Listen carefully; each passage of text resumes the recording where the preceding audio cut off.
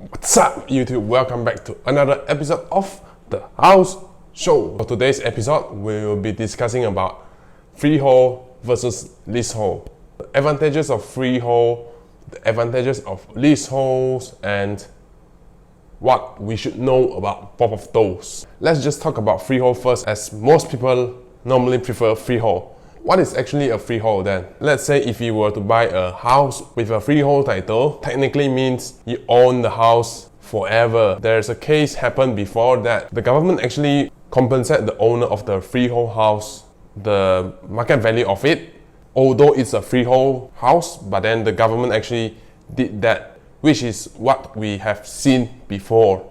Most of us prefer freehold because it's forever. No one actually prefers something that is not forever, like you don't have the ownership for the entire of your life. So that's what we don't want, right? That is what had happened previously, that the government actually compensate the owner, the house owner, with a freehold title with the market value. Hence, it's not forever as well. Yeah, I know it sounds a little bit weird. That is what happened back then. So we talk about the pros of a freehold title that is kinda like a forever thing. The other advantages of this freehold title house, you actually don't have to pay the renewal lease. That is what we have to pay if the houses that we have bought is under a leasehold title. We will talk about more of this so-called leasehold in a little bit. For the disadvantage of a freehold property is that the prices of a freehold property actually cost more compared to a leasehold property. So say if there are two towers of houses, but then both of them hold a different title. So say A is with a freehold title, but B is with this leasehold title. The A will actually has a higher price compared to B. What is the main reason for that? The freehold title is actually quite less, and the public actually prefers this freehold title. Since everyone prefers it, and then that is where the supply and demand games takes into place again, and which causes the prices for freehold property to have a higher price compared to a leasehold house. What is a leasehold then? So a leasehold typically means you own this particular house with leasehold title for a certain period of time. How long does this certain period of time valid for? So leasehold actually offers like 30, 60, 99 years and even 999 years of leasehold. In terms for that, 999 leasehold can be considered freehold to me, because I would only need to pay that renewal lease after 1,000 years later. While for properties that holds 30, 60 or 90, 99 years of lease, then you actually need to pay a certain amount of fee if you were to renew the lease.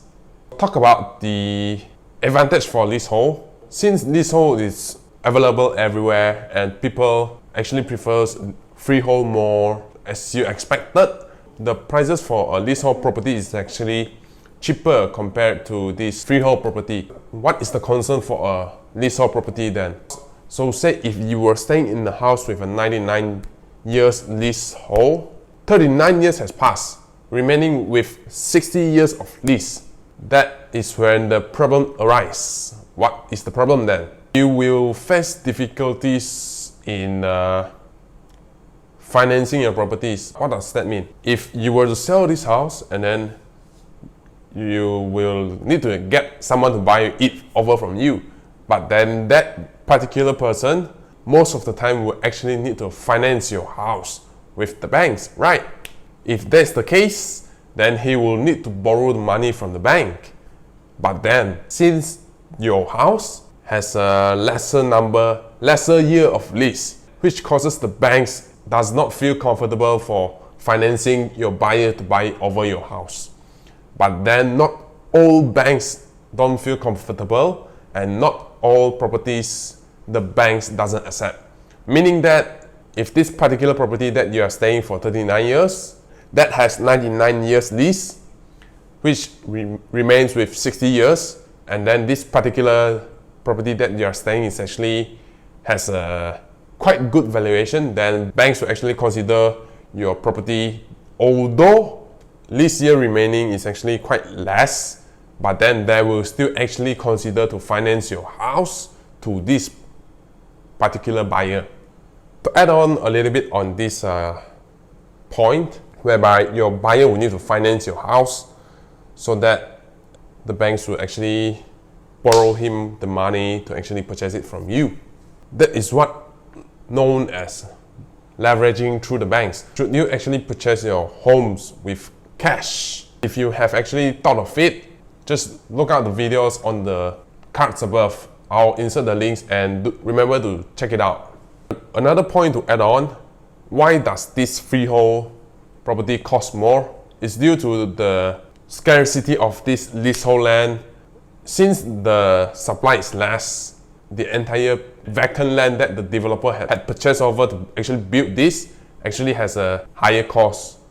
If the cost for the developer actually increase, and then that is where everyone here will have to pay a premium price for that particular unit in that piece of land, as the land that the developer had purchased is actually more expensive compared to a leasehold title land.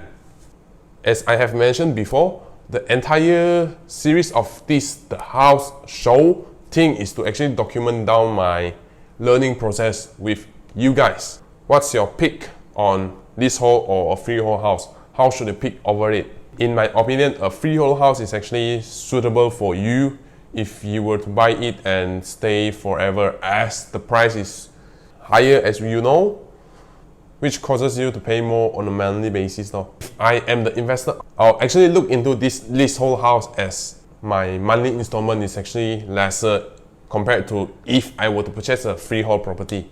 I'm also a tenant back then. What kind of questions would you ask if you were to rent a unit with your owner? I guess it would be something like, is this rental inclusive of the car parks, or if this rental inclusive of your water and electric, or if this rental includes your Wi-Fi, etc, etc, etc.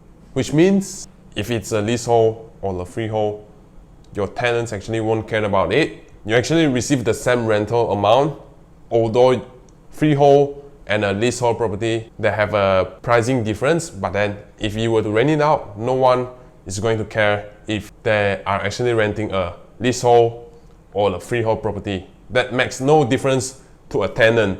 To make a small conclusion for this episode, if you were to really think of getting this freehold property, you have to be aware that you're actually paying a slightly higher price compared to a leasehold property.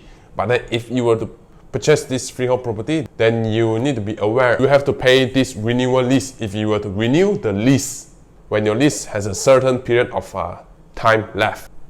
So that comes to an end of this episode. So if you have learned something from this video, remember to smash that like button and even subscribe to my channel. I'll see you in the next episode.